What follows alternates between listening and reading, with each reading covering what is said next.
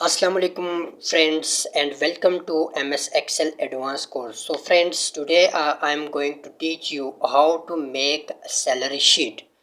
So दोस्तों, आज हम बनाएंगे सैलरी शीट। ठीक है, पिछले जितने भी फार्मूलेस हमने किए हैं पिछले 4 लेक्चर्स में, वो सारे फार्मूलेस यहाँ यूज़ होते हैं। ठीक है, तो चलिए स्टार्ट करते हैं अपना आज का लेक्चर नंबर 5। तो मैं यहाँ पे एक academic staff salary for the month of September 2023। तो इसमें मैं सबसे पहले यहाँ पे जो भी एम्प्लॉइज़ हमारे साथ काम कर रहे हैं उनका नेम मैं यहाँ पे लिख दिया। ठीक है, इसके बाद आउटस्टैंडिंग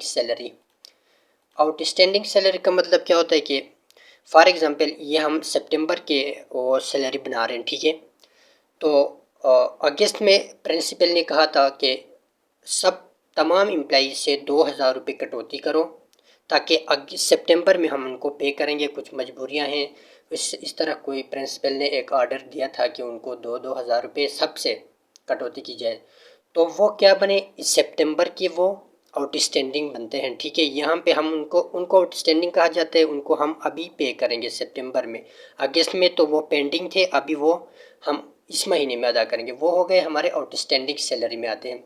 इसके बाद सैलरी, ये उनका सैलरी है। ठीक है, इसके बाद टोटल सैलरी हम मालूम करेंगे और एडवांस सैलरी हम मालूम करेंगे। इसके बाद पर डे सैलरी कितना आता है, नंबर ऑफ़ डेज, 30 डेज़ में से कोई एम्प्लॉइज़ छुट्टी कर देता है तो उसका सैलरी डिडक्ट होता है। तो इसके बाद डिडक्शन कितने हो गए और करंट सैलरी उनका कितना हो गया, पेबल सैलरी, पेड सैलरी और पेंडिंग सैलरी और आखिर में नोट्स। ठीक है, तो सबसे पहले यहाँ पे हम आउटस्टैंडिंग लिखते हैं। सपोज़ 2,000 रुपये सबके आउटस्टैंडिंग रह गए थे अगस्त के। ठीक है, हम सितंबर के अभी बना रहे हैं सैलरी। तो इसको मैं यहाँ से नीचे ड्रैग करूँगा ताकि सबका 2,000 रुपये आउटस्टैंडिंग है। ठीक है, अब ये उनका सैलरी था। सपोज़ रूबी का 20,000 और उरूज 19,000, इसके बाद अली 16, इस तरह सबके सैलरी मैंने यहाँ पे लिख दिया। अब टोटल सैलरी मैं मालूम करूँगा, टोटल सैलरी कितना बन गया। तो तो मैं यहाँ पे सम का फार्मूला इस्तेमाल करूँगा, is equal to SUM bracket start. तो ब्रैकेट स्टार्ट करने के बाद इन दोनों को मैं आपस में सम करूँगा। ठीक है, इंटर, ये आ गया टोटल सैलरी, क्योंकि 20,000 रुपये उसका इस महीने का सैलरी बनता है और आउटस्टैंडिंग थे 2,000 रुपये। तो कुल मिला के उनका टोटल सैलरी बन गया 22,000 रुपये। ये मैं नीचे ड्रैग कर दूँ, सबका टोटल सैलरी यहाँ पे आ गया। अब इसके बाद कुछ एम्प्लॉइज़ ऐसे होते हैं, कोई भी उनका अर्जेंट होता है तो वो कुछ एडवांस लेते हैं अपने सैलरी से टाइम पूरा होने से पहले। फॉर एग्ज़ाम्पल 31 तारीख को सितंबर को उनको सैलरी पे करने, उन्होंने 10 तारीख को या 15 तारीख को एडवांस लेते हैं। फॉर एग्ज़ाम्पल रूबी ने एडवांस लिया था 5,000 रुपये। ठीक है, इसने एडवांस कोई नहीं लिया था, तो इसमें ईमान ने 4,000 रुपये एडवांस लिया था। ठीक है, इसने नहीं लिया था, इसने 3,000 रुपये एडवांस लिया था। ठीक है, इसके बाद इसने भी कोई एडवांस नहीं, और कामिल ने एडवांस लिया था 2,000 रुपये। ठीक है, ये एडवांस उन्होंने ले लिए थे ड्यूरिंग सितंबर के महीने में। सैलरी उनके सैलरी से हम ये डिडक्ट करेंगे, वो हम बाद में मैं आपको करके दिखाऊंगा। यहाँ से उसका पर डे सैलरी मालूम करना है। यहाँ पे पर डे सैलरी कितना आता है, तो यहाँ पे डिवीज़न का फार्मूला मैं यूज़ करूँगा, इज इक्वल टू, अगर उसका सैलरी 20,000 रुपये है, ठीक है, तो इसको हम डिवाइड करेंगे 30 से, क्योंकि 30 दिन में उनको अगर 20,000 रुपये मिलता है तो एक दिन में उनको कितना मिलेगा, डिवाइड बाई 30। तो इंटर कर दें। देखें, पर डे सैलरी रूबी का बनता है 667। ठीक है, इस तरह सबको मैं नीचे ड्रैग करता हूँ। सबका पर डे सैलरी यहाँ पे मैंने सबका सैलरी यहाँ पे आ गया, पर डे सैलरी। अब नंबर ऑफ़ डेज़, 30 डेज़ में से रूबी के अटेंडेंस कितने हो गए, तो ये हम पे फॉर एग्ज़ाम्पल इसने 29 इसके हो गए, और इसके हो गए 23, इसके हो गए 28, इसके हो गए 27, इसके हो गए 25 और 22 और 26 और 27, ये थे नंबर ऑफ़ डेज़। अब डिडक्शन, इसको डिडक्शन को मैं बाद में करूँगा, ठीक है, डिडक्शन वाले को। अब मैं यहाँ पे करंट सैलरी मालूम करूँगा, ठीक है। करंट सैलरी पे मैं आता हूँ, आने के बाद 1 मिनट में यहाँ पे इनको बॉर्डर कर देता हूँ ताकि क्लियर नज़र आ जाए। बॉर्डर ऐड करता हूँ, यहाँ पे क्लिक करूँगा और यहाँ पे ऑल बॉर्डर पे मैं सेलेक्ट करता हूँ, ठीक है। अब यहाँ पे मैं क्या मालूम कर रहा था, करंट सैलरी। करंट सैलरी कैसे मालूम करेंगे, इज इक्वल टू मल्टीप्लिकेशन का फार्मूला यहाँ पे मैं यूज़ करूँगा। पर डे सैलरी इतना है, इसको मल्टीप्लाई करेंगे किसके साथ, और नंबर ऑफ़ डेज़ के साथ, तो और माइनस करूँगा यहाँ से एडवांस, क्योंकि ये उनका बन गया पर डे सैलरी इतना है, number of days salary, number of days उसने उसके इतने हैं तो ये बन गया। और माइनस करूँगा इससे क्या, एडवांस, क्योंकि उसने एडवांस भी लिया था ना, तो एडवांस को मैं माइनस कर दूँगा, ठीक है, इतना एडवांस, तो इंटर कर दूँगा। तो इनका करंट सैलरी यहाँ पे बन गया, ठीक है। अब इसको मैं करंट सैलरी को दोबारा करके आप लोगों को दिखाता हूँ, उसको मैं डिलीट कर देता हूँ, ठीक है। यहाँ पे मैं आके सबसे पहले मैं इज इक्वल टू और फिर पर डे सैलरी उनका इतना है, इसको मल्टीप्लाई कर दूंगा किसके साथ, नंबर ऑफ़ डेज़ के साथ, और माइनस कर दूंगा एडवांस सैलरी, एडवांस क्योंकि पहले ऑलरेडी लिया है तो उसको माइनस करना पड़ता है, इंटर। ये उनका करंट सैलरी बन गया, ठीक है। इसको मैं नीचे ड्रैग करता हूँ, इनका करंट सैलरी ये बन गया, ठीक है। अब नेक्स्ट हम करेंगे डिडक्शन, ठीक है।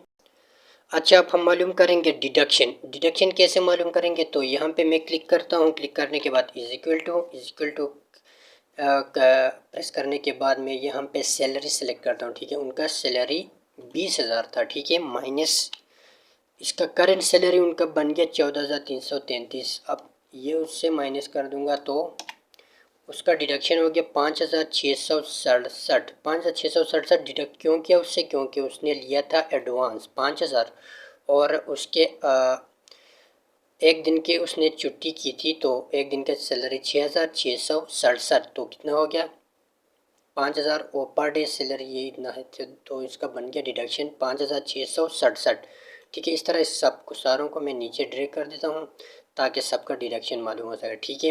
ये था डिडक्शन हमने मालूम किया। और इसके बाद पेबल सैलरी, अब इनको पे कितना है, कितना करना है, तो इसके लिए मैं सम का फार्मूला इस्तेमाल करूँगा, SUM लिखने के बाद ब्रैकेट स्टार्ट। अब उसका करंट सैलरी ये है, ठीक है, और इसके साथ ऐड क्या कर दूँगा, ये तो उसका करंट सैलरी है और आउटस्टैंडिंग भी है, पिछले महीने में उसको नहीं दिया था 2,000 रुपये, वो अब हम अदा करेंगे इसको, तो वो क्या है आउटस्टैंडिंग, इसके साथ ऐड कर दूँगा। करने के बाद इसको इंटर कर देता हूँ, ठीक है। 16,333, ठीक है, 14,333 था, अब 2,000 आउटस्टैंडिंग इसके साथ ऐड हो गया तो 16,333। तो सारों का मैं पेबल निकाल देता हूँ यहाँ से, ठीक है, सबका यहाँ पे मैंने मालूम कर दिया। अब पेड सैलरी, ये उसको पेबल इतना अदा करना चाहिए सितंबर में, अब इसको हम अदा कितने कर रहे हैं, फिर प्रिंसिपल कोई बहाना तो नहीं बना रहा इस बार भी कटौती करने के लिए।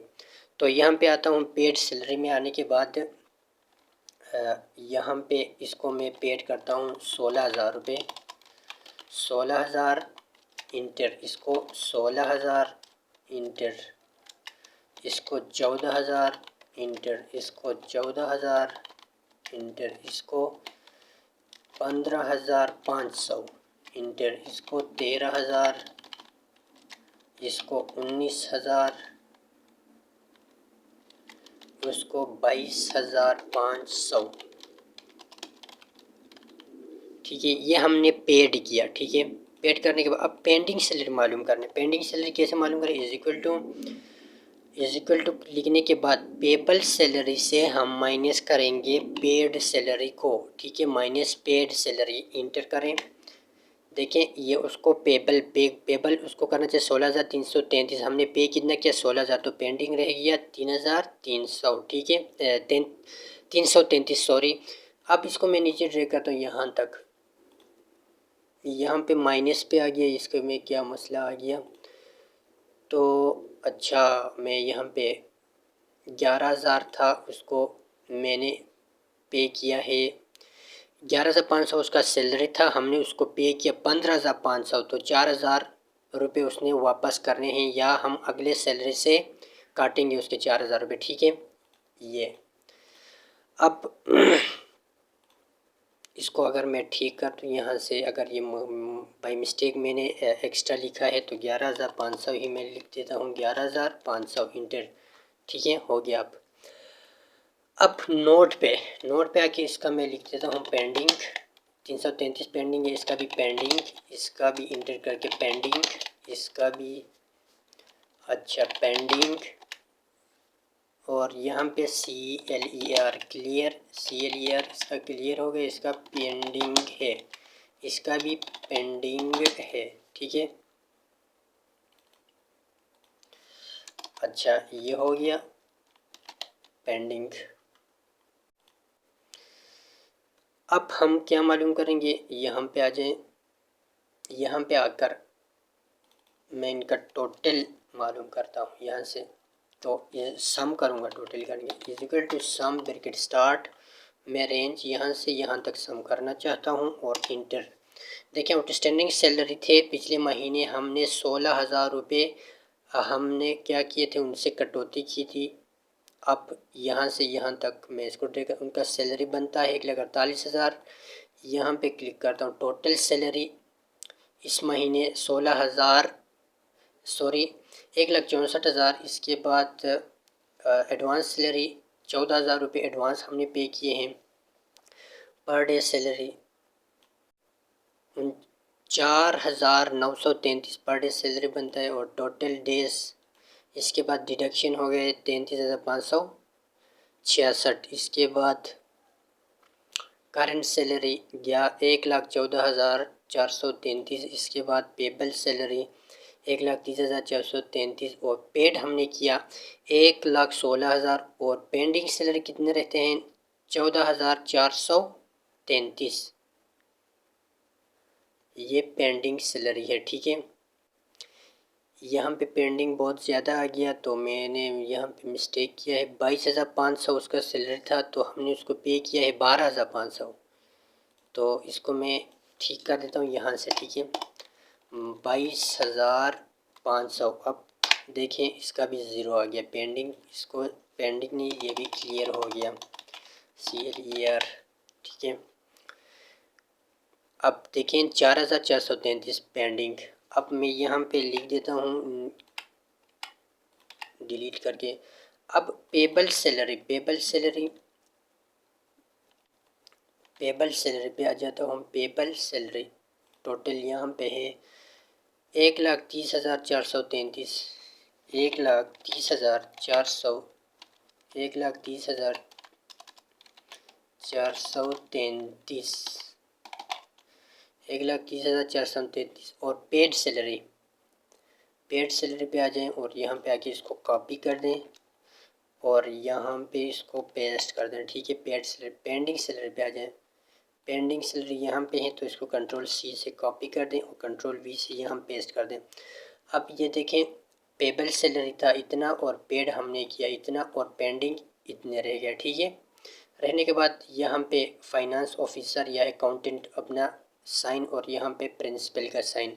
अब मैं ये इसको प्रिंट प्रीव्यू पे आपको दिखाता हूँ ये प्रिंट पे कैसे नज़र आता है। देखें ये पोर्ट्रेट है इसका लेआउट, तो मैं इसको कर देता हूँ यहाँ से लैंडस्केप में, ओरिएंटेशन पे जाता हूँ, ये पोर्ट्रेट है, लैंडस्केप में मैं इसको प्रिंट करता हूँ ताकि सारा का सारा डेटा प्रिंट हो जाए एक ही पेज में। तो इसको मैं Ctrl+P कर देता हूँ। देखिए ये एकेडमिक स्टाफ का ये प्रिंसिपल यहाँ पे इसका साइन, ये बन गया हमारा सैलरी शीट। तो ये था हमारा आज का लेक्चर। अगर वीडियो आप लोगों को अच्छी लगी है तो लाइक कर दें, कमेंट कर दें और अपने दोस्तों के साथ भी शेयर कर दें। Thank you so much for watching. चलो मिलते हैं नेक्स्ट वीडियो में। अल्लाह हाफिज़।